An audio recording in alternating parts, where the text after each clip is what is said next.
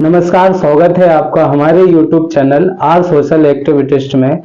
और आज हमारे साथ जो शख्स मौजूद हैं वो हैं जिला भोपाल बजरंग सेना के उपाध्यक्ष और दक्षिण पश्चिम विधानसभा से कांग्रेस पार्टी के सक्रिय कार्यकर्ता। तो आइए हम आज इनसे जानते हैं कि जो दक्षिण पश्चिम विधानसभा में संजीव सक्सेना जी के द्वारा कांग्रेस पार्टी के टिकट के दावेदार के लिए जो दावेदारी की जा रही है, यदि उनको टिकट देती है कांग्रेस पार्टी तो उनका जो विकास के लिए मुद्दा रहेगा, चाहे वो महिलाओं के लिए हो, चाहे वो युवाओं के लिए हो, या बुजुर्गों के लिए हो, या बच्चों के लिए हो, तो इन सभी वर्गों के लिए क्या विकास की योजना रहेगी उनकी और क्या आगे की कार्य योजना होगी। देखिए, सबसे पहले तो मैं आपको एक चीज़ बता दूं कि दावेदारी तो सभी लोग करते हैं, लेकिन दावेदारी से ऊपर अगर कोई इंसान है दक्षिण पश्चिम विधानसभा के अंदर तो केवल एकमात्र संजीव सक्सेना जी हैं।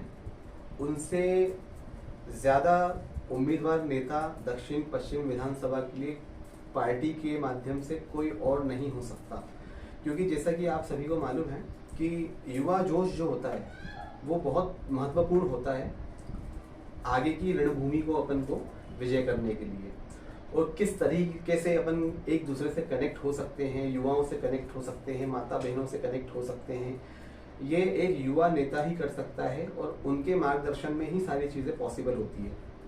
तो दक्षिण पश्चिम विधानसभा का भी यही हाल है। पार्टी को सोचने के लिए इसमें कुछ भी नहीं है, संकोच वाली कोई बात नहीं है। यहाँ दावेदारी सिर्फ एक ही इंसान की मजबूत है और वो है इंजीनियर संजीव सक्सेना जी।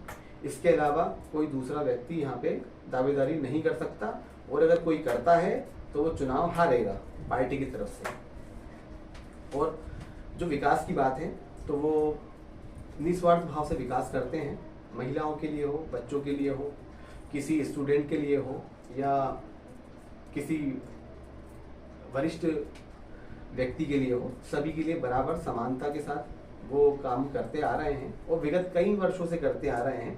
कोई अभी 2-4-5 साल की बात नहीं है कि चुनाव आया तो अपने बिल से बाहर निकल जाते हैं। जो कुछ नेता हैं दक्षिण पश्चिम के पूर्व विधायक भी हैं और बहुत से लोग हैं जो अपनी दावेदारी करते हैं और चुनाव आते हैं तो बाहर निकलते हैं, वरना घर में रहते हैं।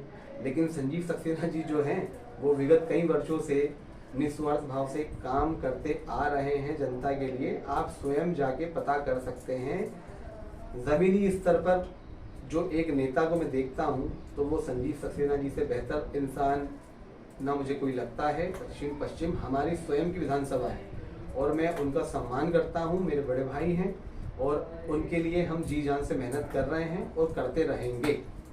निशिकांत जी, जैसा कि आप बजरंग सेना के जिला उपाध्यक्ष हैं, तो भाजपा आरोप लगाती है कि कमलनाथ जी बजरंग सेना को लॉन्च इसलिए कर रहे हैं ताकि चुनावी माहौल बनाया जा सके चुनाव से ठीक पहले। तो इस पे क्या कहना चाहेंगे?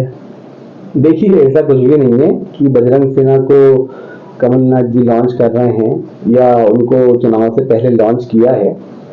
देखिए, क्या है कि जो हिंदुत्व का ठेका सिर्फ भारतीय जनता पार्टी का नहीं है कि उन्होंने बोल दिया कि जय श्री राम तो हम जय श्री राम बोले, उन्होंने बोला कि आप हिंदू हो तो आप हिंदू हो, ऐसा कुछ भी नहीं है। और बजरंग सेना सभी के लिए काम करती है, निस्वार्थ भाव से काम करती है और वो बजरंग दल से बहुत ही अलग है।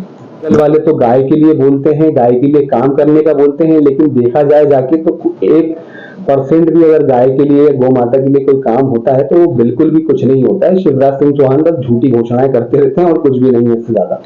सरकार कहती है कि हमने सदा ही जनहित के कार्य किए हैं, जनहित में योजनाएं लाए हैं, चाहे वो किसानों के लिए हो, चाहे वो महिलाओं के लिए हो, चाहे वो युवाओं के लिए हो।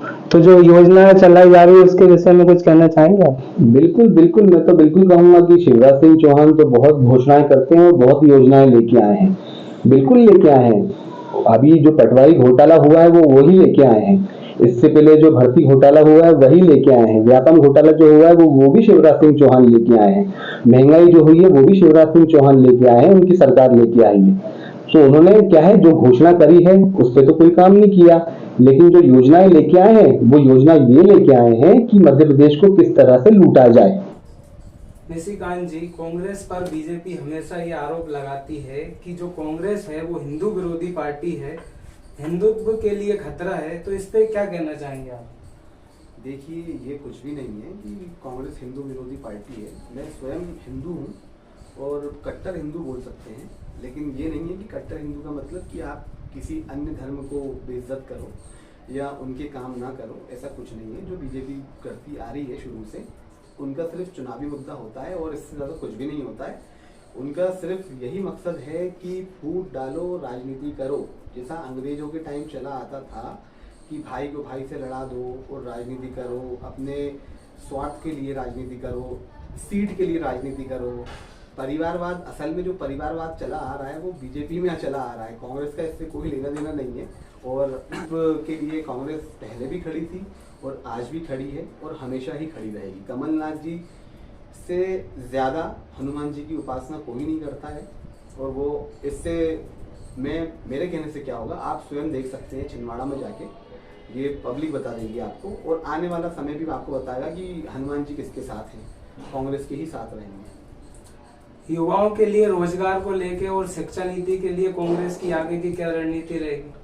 सबसे पहली जो नीति रहेगी वो किसानों के लिए रहेगी, रोजगार के लिए रहेगी, महंगाई के लिए रहेगी। ये सभी को एक साथ लेके चलने की राजनीति कर रहे हैं कमलनाथ जी और कांग्रेस पार्टी उसी में ही अपने पीछे सभी को देखती है कि भाई हमारे साथ सबका विकास हो, जनता का विकास हो, एक आम इंसान को भी रोजगार मिले, एक मध्यम वर्गीय परिवार को भी रोजगार मिले, एक उससे ऊपर के परिवार वाले को भी रोजगार मिले, सबका काम अच्छे से चले और देश तरक्की करे, हमारा राज्य तरक्की करे। इससे ज़्यादा क्या है। बहुत बहुत धन्यवाद हमसे बात करने के लिए निशिकांत कामले जी। ऐसी और भी वीडियो देखने के लिए देखते रहिए हमारे YouTube channel are social activities.